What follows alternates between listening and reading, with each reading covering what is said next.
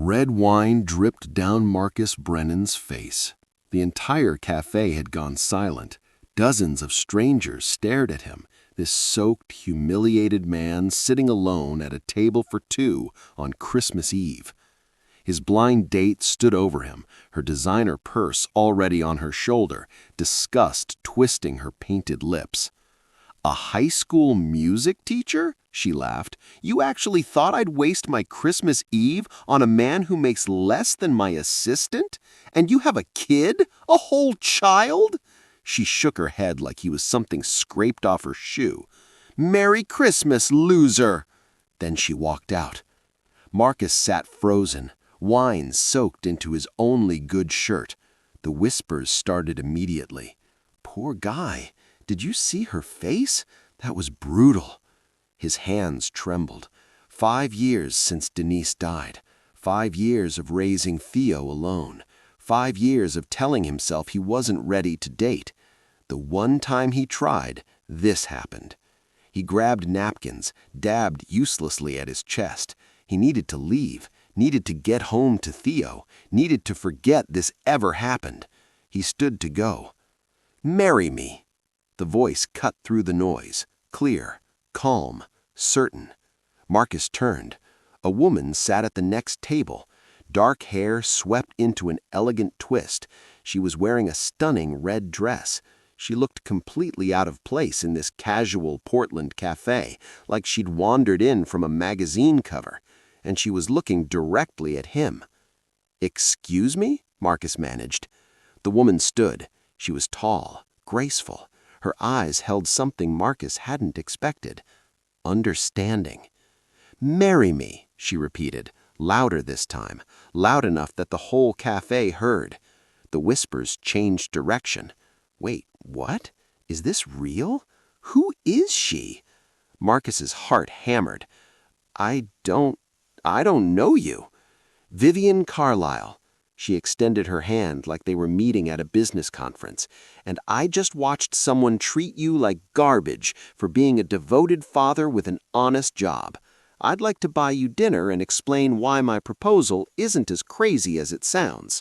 Marcus stared at her hand. This was insane, but something in her eyes made him pause.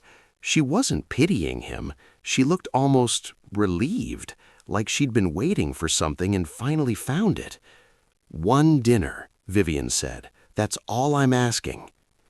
Before we continue, please share with us where you're watching from. Kindly comment your city or region below. I'm happy to see that you're part of this community.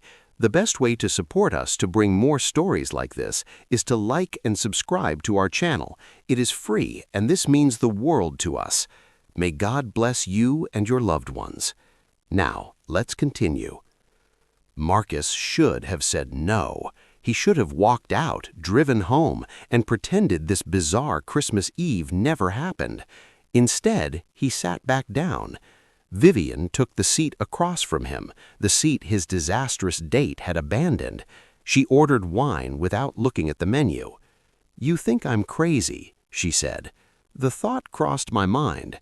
Fair," a small smile touched her lips, "but I'm also very alone, and unless I'm mistaken, so are you." The words landed harder than Marcus expected, because she wasn't wrong. "Why me?" Vivienne asked. "You don't know anything about me." "I know you have a child you love," Vivienne said. "I heard you talking about him before your date arrived. You said he's been sad lately, that you hoped tonight might be the start of something that could make your family whole again." Marcus's throat tightened. He had said that, to himself, under his breath. She'd heard everything. "I have a proposition," Vivienne continued, "one that might sound crazy but could help us both." "I'm listening." Vivienne's eyes flickered with something vulnerable. "My family has been arranging suitors for me for 3 years, rich men, connected men, men who see me as a merger, not a person." She paused. "I want something real, and I think you might understand what that means." Marcus didn't respond, but he didn't leave either. "Give me your number," Vivienne said. "Let me meet your son. Let's see if this insane idea could actually work." Marcus's hand moved before his brain caught up. He wrote his number on a napkin and slid it across the table. Vivienne smiled, real this time. "Merry Christmas, Marcus Brennan." She stood, left cash on the table, walked out into the Portland rain. Marcus stared at the empty chair across from him. What had he just agreed to? 3 days passed. Vivienne didn't call. Marcus told himself it was a fever dream. A strange woman proposing marriage to a wine-soaked stranger? Ridiculous. It would make a good story someday. Nothing more. On the 4th morning, his phone rang. "You're overthinking this," Vivienne's voice said. Marcus nearly dropped his coffee. "How did you gave me your number, remember?" A pause. "I considered deleting it, twice, but then I remembered your face when that woman humiliated you. You didn't get angry, you just looked tired, like you'd been rejected before." Marcus said nothing. "I've worn that expression," Vivienne said quietly, "more times than I'd like to admit." Something shifted in Marcus's chest. Against every rational instinct, he found himself believing her. "Saturday," he said finally. "There's a coffee shop on Burnside, 10 in the morning. Come alone." "I'll be there." She arrived 5 minutes early. Marcus watched from across the street as Vivienne stepped out of a sleek black car.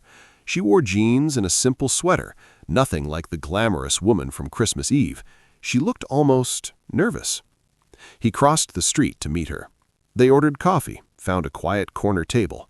For a long moment, neither spoke. "Tell me," Marcus said finally, "tell me why you proposed to a stranger." Vivienne wrapped her hands around her mug.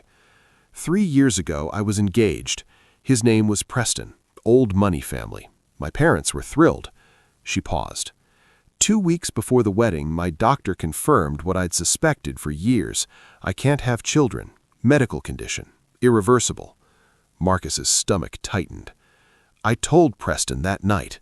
I thought," her voice wavered, "I thought he loved me enough that it wouldn't matter." "What happened?" "He called off the wedding, publicly."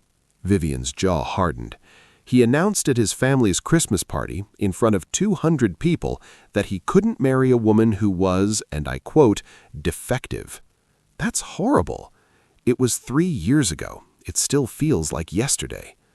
Marcus understood that kind of wound, the kind that never fully heals.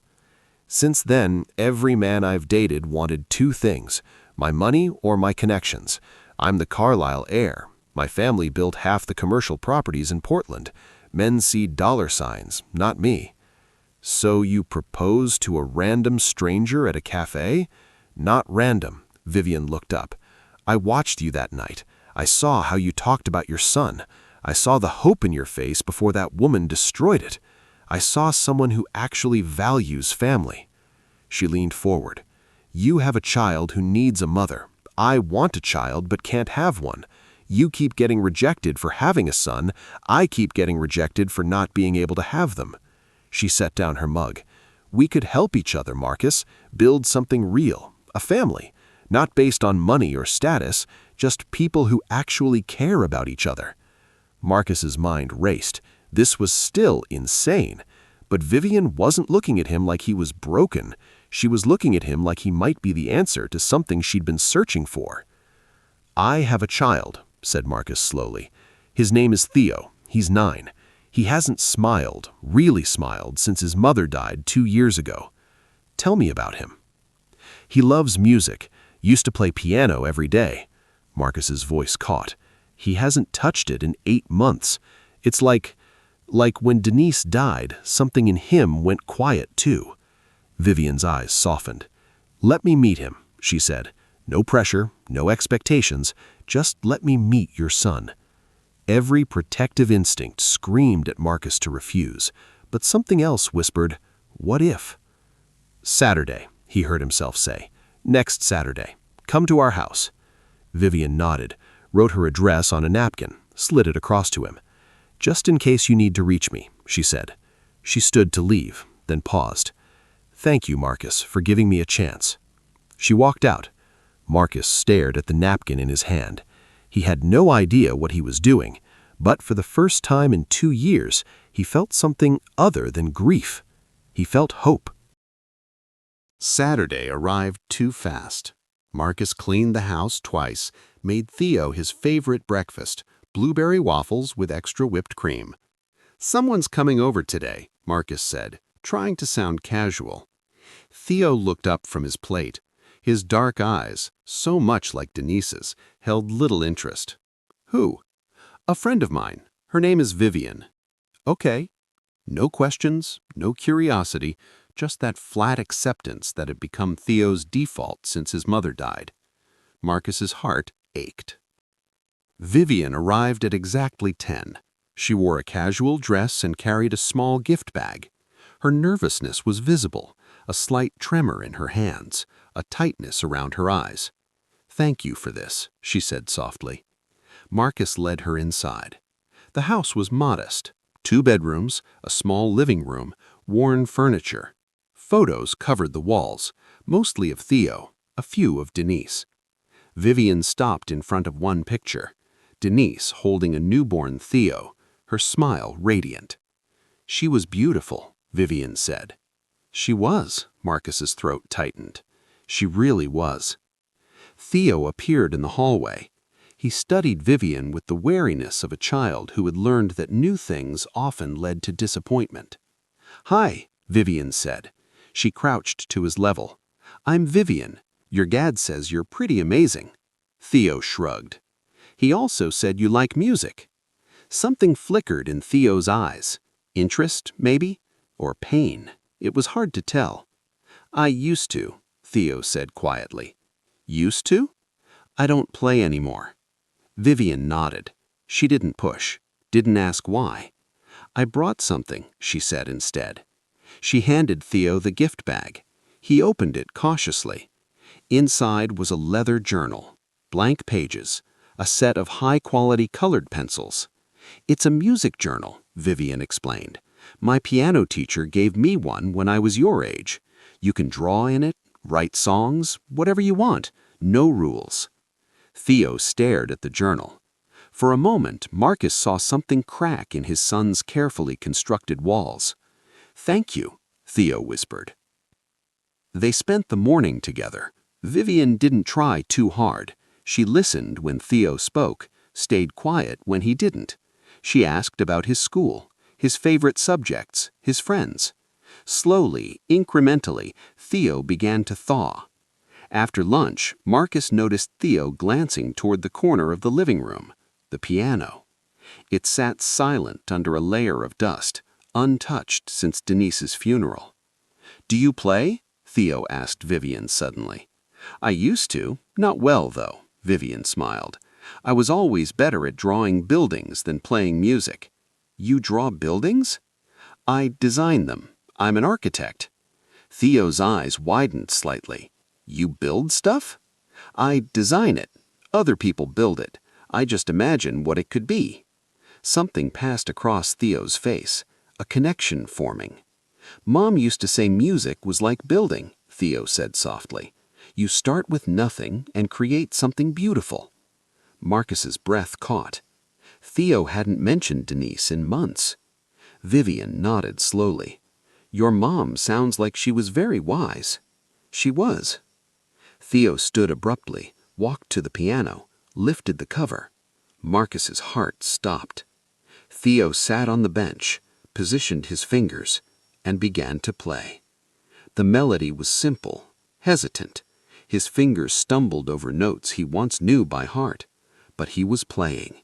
For the first time in 8 months, Theo was playing. Tears streamed down Marcus's face. He didn't bother wiping them away.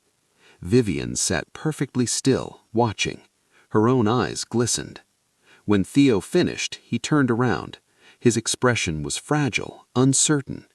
"I'm not as good as I used to be," he said quietly. "You're incredible," Vivienne breathed. Theo almost smiled. Later, after Vivienne left, Theo sat on his bed holding the music journal. "Dad?" "Yeah, buddy?" "Can she come back?" Marcus's heart swelled. "Do you want her to?" Theo nodded slowly. "She listens, like really listens. Mom used to do that."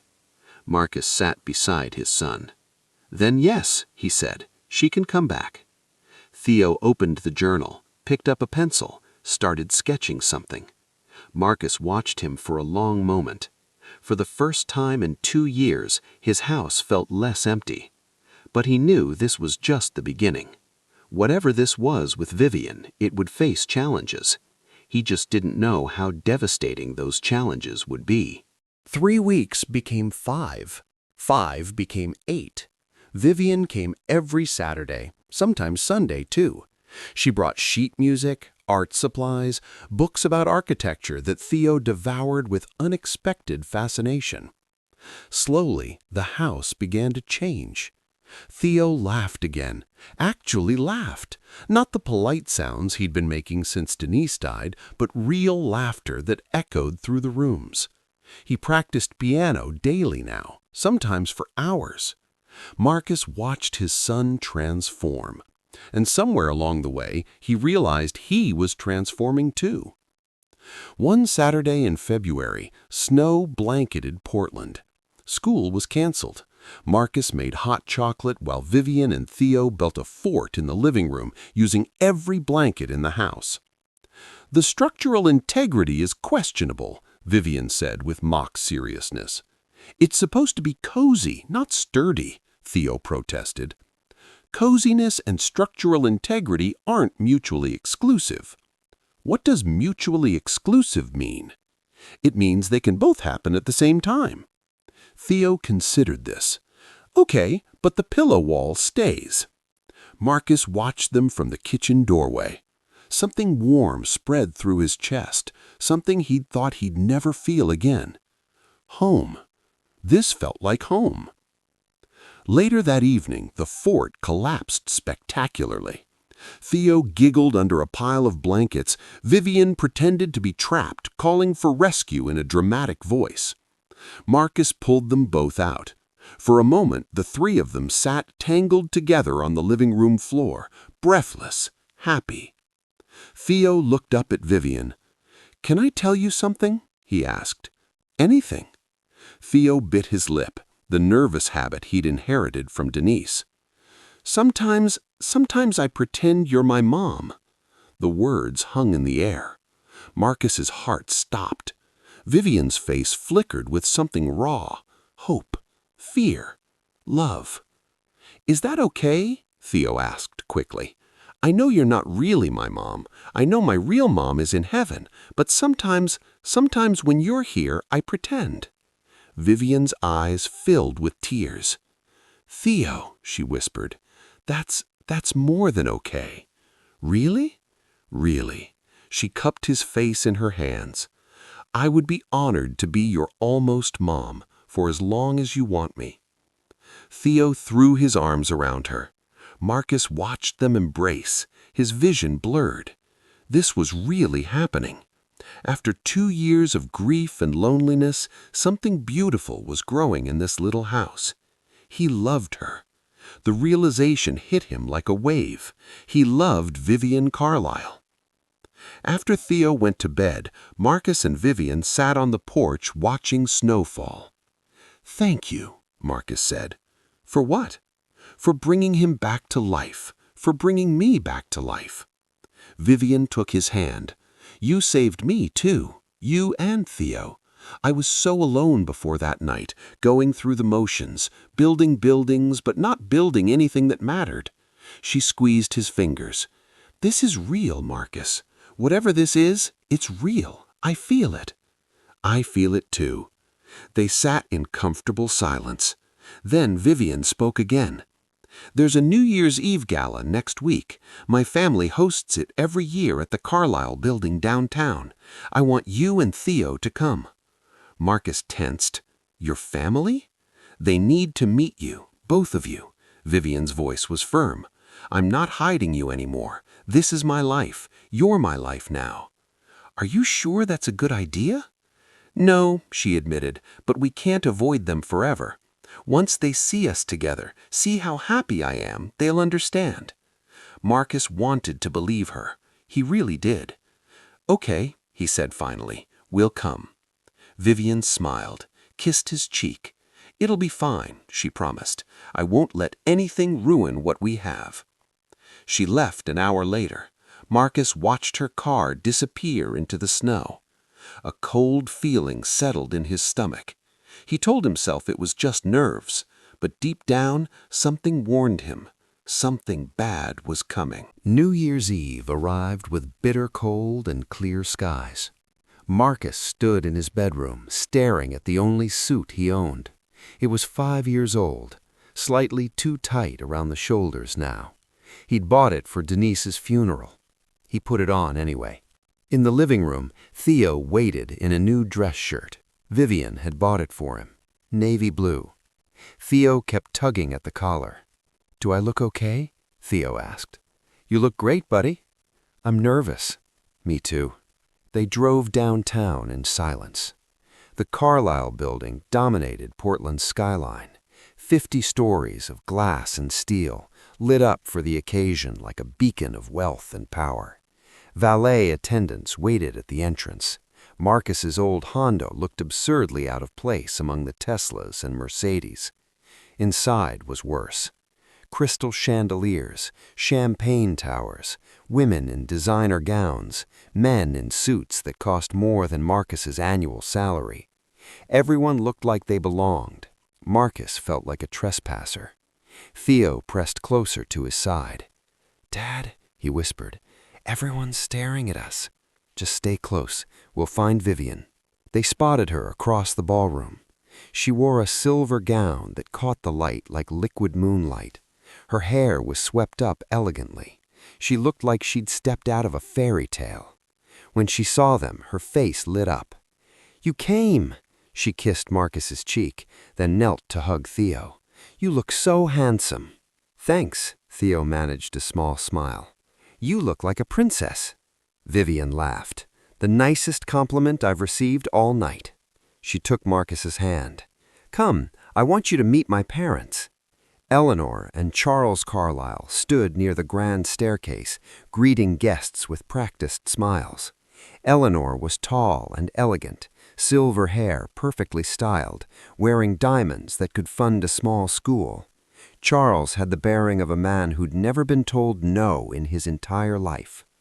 They watched Marcus approach with identical expressions of barely concealed assessment. "Mother, father," Vivienne's voice was steady, "this is Marcus Brennan and his son Theo." Eleanor's gaze swept over Marcus, lingered on his worn suit, his scuffed shoes. "How lovely," she said. Her tone suggested otherwise. Charles shook Marcus's hand. The grip was crushing, deliberate. "Vivienne tells us you're a teacher," Charles said. "Music teacher, high school." "Ah," the single syllable dripped with dismissal. "And this is the child?" "The child. Not your son, not Theo." Marcus's jaw tightened. "His name is Theo." "Of course." Eleanor's smile didn't reach her eyes. "Well, enjoy the party." Dismissal, clear and final. Vivienne's hand tightened on Marcus's arm. "Let me show you the view from the terrace," she said quickly. They escaped into the cold night air. "I'm sorry," Vivienne said immediately. They take time to warm up." "That wasn't warming up. That was evaluation. We failed." "You didn't fail anything. They just don't know you yet." Marcus wanted to argue, but Theo was watching, anxiety written across his young face. "It's fine," Marcus lied. "Let's just enjoy the night." They tried. For 2 hours they tried, but everywhere Marcus went, whispers followed. "That's the man Vivienne brought? A school teacher? Surely not. And he has a child from a previous marriage? How complicated." Marcus pretended not to hear. Theo grew quieter as the night wore on, stopped eating, stopped smiling. Then it happened. 11:30, near the champagne fountain. Eleanor Carlyle's voice cut through the ambient noise. She was speaking to a cluster of society women, but her voice was pitched to Carrie. "It's rather embarrassing, honestly. A widowed music teacher with a child in tow?" She laughed delicately. I told Vivienne she could do better, much better, but she's always had a weakness for charity cases. The women tittered. Surely he's after the money, one said. Obviously, Eleanor sipped her champagne. Gold diggers come in all forms. This one just happens to have a rather convenient sob story. Marcus froze. Beside him, Theo stood rigid. "Dad," he whispered, "she called us. She said—" Marcus saw his son's eyes fill with tears. Something inside him shattered. Vivienne appeared suddenly. Her face was pale. "Marcus, I heard. I'm so sorry. Let me talk to her." "No." The word came out harder than Marcus intended. "Theo, get your coat. We're leaving." "Marcus, please. Your mother just called my son a prop in a sob story." His voice shook with barely contained rage. "In front of a room full of strangers. I know, and I'm furious." This was a mistake. The words landed like a blow. Vivienne's face crumpled. "Please don't say that. Your family will never accept us. I should have known. I was foolish to hope." "Marcus!" He took Theo's hand. "Goodbye, Vivienne." He walked out. Behind him, Vivienne called his name. He didn't stop. In the car, Theo cried silently. Marcus gripped the steering wheel so hard his knuckles turned white.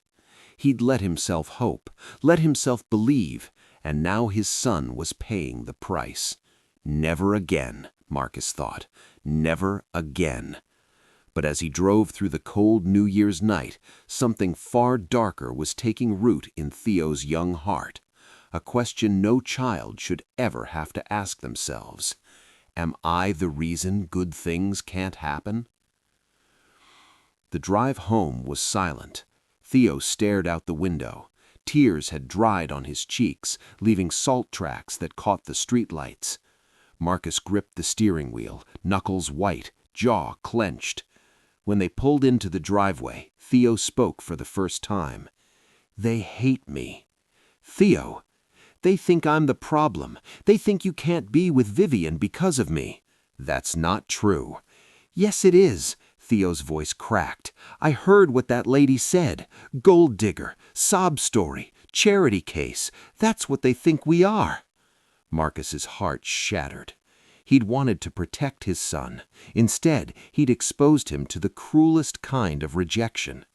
"Listen to me." Marcus turned to face Theo. "Those people are wrong, dead wrong. You are not a problem. You are not a charity case. You are my son, and you are the best thing in my life." Theo's lower lip trembled. "Then why does everyone leave?" The question hit Marcus like a physical blow. "Mom left. Now Vivienne would leave too." That's what Theo was really saying. "I don't know," Marcus whispered, "but I'm never leaving. Never." He pulled Theo into his arms. They sat in the dark car, holding each other as fireworks exploded in the distance. Happy New Year. Vivienne called the next morning. Marcus didn't answer. She called again that afternoon, that evening, the next day. Voicemails piled up. "Marcus, please let me explain. I told them they were wrong. I told them. Please don't shut me out. I love you. I love Theo. Please." Marcus deleted every one. On the third day, Vivienne appeared at his door. She looked terrible, dark circles under her eyes, hair unwashed. The glamorous woman from the gala was gone. "Please," she said, "just talk to me." Marcus stepped onto the porch, closed the door behind him so Theo wouldn't hear. "There's nothing to talk about." "There's everything to talk about." Her voice broke. "I spoke to my parents. I told them they were completely out of line. An apology won't change what they think." "I don't care what they think." "But they're your family." Marcus's voice was flat. "They'll always be in your life, every holiday, every family event, and Theo and I will always be the outsiders, the charity cases, the embarrassments." "That's not—" "I saw my son's face that night." Marcus's voice cracked. "I saw him hear those words. I won't put him through that again, ever." Vivienne's tears fell freely now. "So that's it? You're just giving up?" "I'm protecting my son." "By pushing away someone who loves him?" Her voice rose. "Someone he loves? He called me his almost mom, Marcus. That meant everything to me." "I know." The words tasted like ash. "But love isn't enough when the world keeps telling a 9-year-old he's not wanted." "I want him. I want both of you." "Your world doesn't." Vivienne stood there, trembling. "You're choosing fear," she whispered, "and it's going to destroy all of us." Marcus said nothing. Vivienne waited, hoping he'd change his mind. He didn't. Finally, she turned and walked away. Marcus watched her car disappear around the corner. He told himself he'd done the right thing. He told himself this was for Theo. He told himself the hollow feeling in his chest would eventually fade. But when he went back inside, he heard something that made his blood run cold. Silence.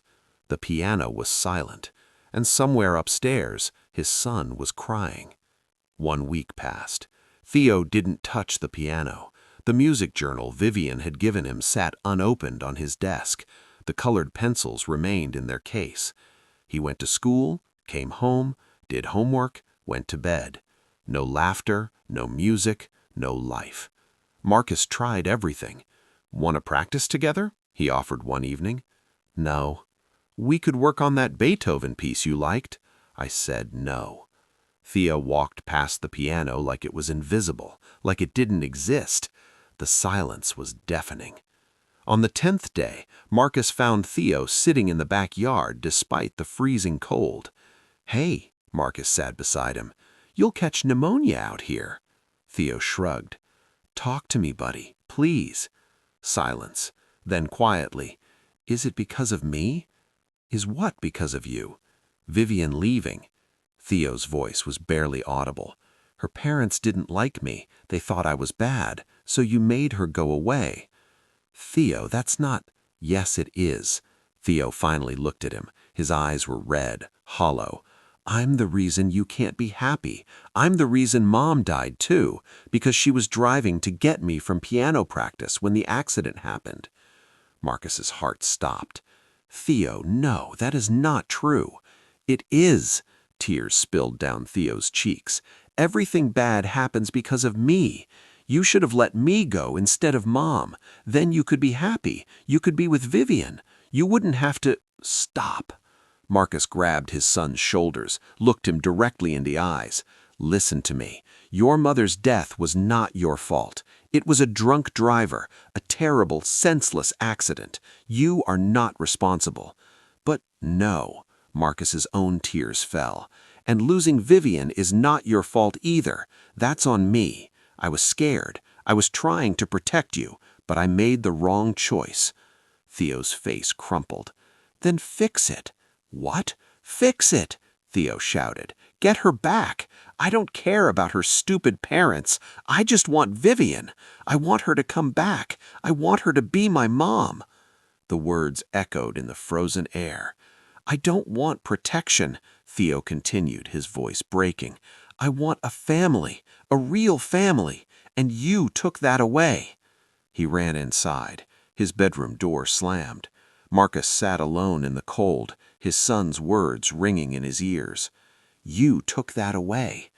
He had. In trying to shield Theo from pain, he'd caused the deepest wound of all. What would you do if you were Marcus? Fight for love or stay safe? Comment below. We want to hear your thoughts. Day 12. Marcus sat in his empty classroom after school, staring at nothing. The door opened. "You look like death warmed over." Darnell Washington stood in the doorway, 6'4", built like the linebacker he'd once been, currently teaching history across the hall, and Marcus's best friend since college. "Thanks for the assessment," Marcus muttered. Darnell closed the door, sat on a student desk that creaked under his weight. "Theo told me what happened." Marcus looked up sharply. "He talked to you?" "Kid called me yesterday, said his dad was being stupid and needed intervention." Darnell crossed his arms. "His words, not mine, though I happen to agree." "You don't understand." I understand perfectly. Darnell's voice was firm. You met someone amazing. She loves your kid loves her. Things got hard, and you ran. Her family called us gold diggers in front of Theo. So her family are terrible people. That's their problem, not yours. It becomes my problem when my son hears it. Darnell leaned forward. Marcus, brother, I love you, but you're an idiot. Marcus blinked. You're so busy protecting Theo from hypothetical future pain that you're causing real pain right now. That boy hasn't played piano in 2 weeks. He thinks he's the reason you can't be happy. I know. Do you? Because from where I'm sitting, you're teaching him that when things get hard, you give up, that love isn't worth fighting for, that he should always choose safety over happiness. The words hit like punches. Denise wouldn't have run, Darnell said quietly. She would have marched up to those rich people and told them exactly where to shove their opinions. She was brave like that. Marcus's throat closed up. I'm not Denise. No, but you're the man she chose, the man she trusted to raise Theo. Darnell's voice softened. Be worthy of that trust, Marcus. Be brave. He stood to leave, stopped at the door. That woman crossed a crowded restaurant to propose to a stranger covered in wine. She saw something in you worth fighting for. He paused. Maybe it's time you saw it too. He left. Marcus sat alone in the empty classroom. Darnell was right. He'd been a coward. That night, Marcus knocked on Theo's door. Go away. I need to talk to you. Silence. I made a mistake, a big one, and I need your help to fix it. The door opened slowly. Theo stood there, eyes wary. What kind of mistake? I let fear make my decisions. Theo knelt to Theo's level. I pushed away someone we both love because I was scared, and I hurt you in the process. That's unforgivable. Theo's expression flickered. Are you going to get Vivienne back? I'm going to try, but I need to know, do you still want her in our lives, even knowing her family might never fully accept us? Theo nodded immediately. I don't care about them, I just want Vivienne. Then I'm going to fight for her. Marcus swallowed hard. I'm going to fight for us, for our family. Theo threw his arms around Marcus's neck. Promise? I promise. They held each other for a long moment. Dad? Yeah? Don't mess this up. Despite everything, Marcus laughed. I'll do my best, buddy. Tomorrow he would find Vivienne. Tomorrow he would make things right, if it wasn't already too late.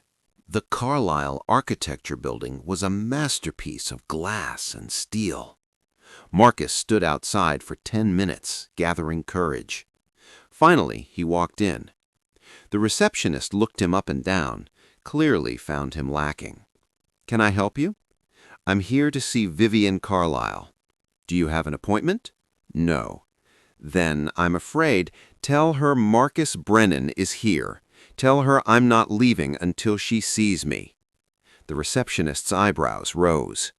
She made a call, spoke quietly, listened. 5th floor, she said finally. She'll meet you in the lobby. Vivienne appeared 5 minutes later. She looked exhausted, beautiful still, but worn, dark circles under her eyes, something broken in her posture. What do you want, Marcus? To apologize, to beg, to tell you I was wrong. You were. I know. He stepped closer. I was terrified. Your parents looked at us like we were nothing, and I panicked. I pushed you away to protect Theo, but I ended up hurting him worse than anyone else ever could. Vivienne's expression didn't soften. He stopped playing piano, Marcus continued, his voice cracking. He blamed himself, said he was the reason I couldn't be happy, said he wished he'd died instead of his mother. Vivienne's hand flew to her mouth. He's 9 years old, and he thinks he's a burden, because I made him feel that way, because I chose fear instead of fighting for what matters. Tears welled in Vivienne's eyes. I'm sorry, Marcus said, for hurting you, for giving up, for not being brave enough to stand beside you and face your family together. "They'll never fully accept you," Vivienne whispered. "You were right about that. I don't care anymore. You should care. Every holiday, every family event, they'll make comments. They'll judge." "Let them." Marcus took her hands. "I don't need their approval. I just need you. Theo needs you. We need you, Vivienne." She was trembling now. "I love you," Marcus said. "I'm in love with you, and I want to build a life with you, a real family. I'll stand up to your parents, to anyone who says we don't belong together." Vivienne closed her eyes. "How do I know you won't run again?" "Because this time I understand what I'd be running from. Not just you, but everything. The chance at happiness, the chance to give Theo a mother, the chance to stop being afraid." He lifted her chin. "I choose you. I choose us, every single day." Vivienne opened her eyes, and finally, she stepped into his arms. They held each other in the lobby. People walked past, stared, whispered. Neither of them cared. "My parents," Vivienne said eventually. "I need to deal with them. Together."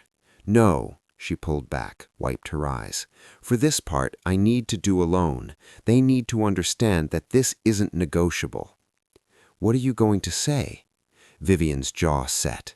"That they can accept you and Theo, or they can lose me forever." "Vivienne!" "I'm done compromising." Her voice was steel. "I've spent 36 years trying to be what they wanted. Perfect daughter, perfect businesswoman. It made me miserable. Then I met you and Theo, and for the first time I was happy." She cupped his face. "I'm not losing that. Not for them. Not for anyone." If you're still watching and haven't subscribed, this is your sign. Hit that subscribe button. It's free, and it helps us bring more stories like this. 3 weeks later. Jefferson Middle School Auditorium. Spring concert night. The seats filled quickly. Parents with cameras, grandparents with programs, siblings squirming impatiently. Marcus sat in the third row, saving 2 seats beside him. His heart hammered. Theo was performing tonight, his first public piano performance in almost a year, and Vivienne was coming. Whether her parents would join her, that remained to be seen. The ultimatum had been delivered. Vivienne had met her parents at a neutral restaurant, told them exactly what was happening. "I'm going to marry Marcus. I'm going to be Theo's mother. You can be part of our lives, or you can lose me forever." Eleanor had argued. Charles had threatened. Vivienne hadn't wavered. "You have 1 month," she'd said. "Theo has a concert on March 15th. If you can't sit in that audience and support my family, then we're done." She'd walked out. That was 3 weeks ago. Neither parent had reached out since. At 7 o'clock, Vivienne slid into the seat beside Marcus. "Any word?" he asked. She shook her head. Marcus squeezed her hand. "I'm sorry." "Don't be." Vivienne's voice was steady. "I made my choice. I choose you and Theo. If they can't accept that, then I'll grieve and move on." But Marcus saw the pain in her eyes. No matter what they'd done, they were still her parents. The concert began. Elementary orchestra, middle school choir, various solos that ranged from impressive to enthusiastic.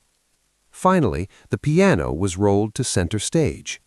Theo walked out. He looked so small under the bright lights, so young. His dark hair was combed neatly. His shirt was buttoned to the collar. He found Marcus and Vivienne in the audience, smiled. Then he sat at the piano and began to play. The melody filled the auditorium, not hesitant like before, but confident, powerful. A piece Marcus recognized, something Theo had been working on in secret. Debussy, Clair de Lune, Denise's favorite. Marcus's vision blurred. Beside him, Vivienne wept openly. Theo played with his whole heart, every note a declaration, a healing, a promise. When he finished, silence held for one breathless moment. Then the auditorium erupted in applause. But Marcus barely noticed, because at the back of the auditorium, two figures had slipped in during the performance, Eleanor and Charles Carlyle. They stood in the shadows, watching. Eleanor's face was unreadable, Charles's jaw tight. They'd come. After the concert, Marcus and Vivienne waited by the stage doors. Theo burst out, flushed with triumph. "Did you see? Did you hear? I didn't mess up." "You were incredible." Vivienne pulled him into a hug. "Absolutely incredible." Marcus joined the embrace. Their little family, holding each other tight. Then a voice spoke behind them. "He's very talented." They turned. Eleanor Carlyle stood there, Charles beside her, both looking deeply uncomfortable. "Mother," Vivienne said carefully. "Father." Eleanor's lips pressed together. She seemed to be wrestling with something. "I owe you an apology," she said, finally. The words came out stiff, unpracticed. "Both of you. What I said at the gala was cruel and wrong." Marcus stared. "I judged you unfairly. I thought you were using my daughter. I see now that I was mistaken." She looked at Theo. "You play beautifully. Your mother would be proud." Theo's eyes went wide. "You knew my mom?" "No." Eleanor's expression softened slightly. "Any mother would be proud of a son like you." It wasn't warm, it wasn't perfect, but it was something. Later, as families filtered out of the auditorium, Marcus pulled Vivienne aside. "I need to ask you something." "What is it?" Marcus took a breath. Then he dropped to one knee. Vivienne's hands flew to her mouth. "That night in the café, you asked me to marry you," Marcus said. "I thought you were crazy. Maybe you were, but you also saw something in me that I'd forgotten existed. Hope." He pulled out a small box. "Vivienne Carlyle, will you marry me? Will you be Theo's mother? Will you build this crazy, beautiful life with us?" Theo appeared beside them. "Say yes," he stage whispered. "Please say yes." Vivienne laughed through her tears. "Yes," she breathed. "Yes, 1,000 times yes." Marcus slid the ring onto her finger. Theo cheered. And somewhere behind them, Marcus could have sworn he saw Eleanor Carlyle smile. They married in June. Small ceremony, close friends, family, including Eleanor and Charles, who sat in the front row and only made 2 mildly critical comments about the flower arrangements. Progress. Theo stood beside Marcus as best man. When the officiant asked for objections, Theo shouted, "No way! This is finally happening!" Everyone laughed. Marcus looked at Vivienne in her wedding dress, at Theo beaming between them, at the family he'd almost thrown away. 1 year ago, he'd been a single dad, humiliated on a Christmas blind date, soaked in wine, ready to give up on love forever. Then a stranger had whispered 2 words that changed everything. "Marry me." He thought she was crazy. Maybe she was, but crazy had given him everything he'd ever wanted. That night, after the reception, the 3 of them sat on the porch of their new home. Theo was half asleep, leaning against Vivienne. "Thank you," said Marcus softly. Vivienne looked at him. "For what?" "For seeing me that night in the café. For taking a chance on a broken man with a broken kid." "You weren't broken," Vivienne smiled. "Just waiting. We both were." She took his hand. "This is what I always wanted. A family, real love, people who choose each other every day." Marcus kissed her forehead. "I'll choose you every day," he promised, "for the rest of my life." Theo mumbled sleepily. "Does this mean I get a little brother or sister someday?" Marcus and Vivienne exchanged glances. "Maybe," Vivienne said. "We could look into adoption, if that's something you'd want." Theo's eyes opened. Really? Really? He grinned. Best family ever. Marcus pulled them both close. His wife, his son, his family. Not the life he'd planned, not the path he'd expected, but exactly where he was meant to be. Built from loneliness and rejection and a crazy whispered proposal on Christmas night. Built from choosing love over fear. Built from fighting for what matters. Family.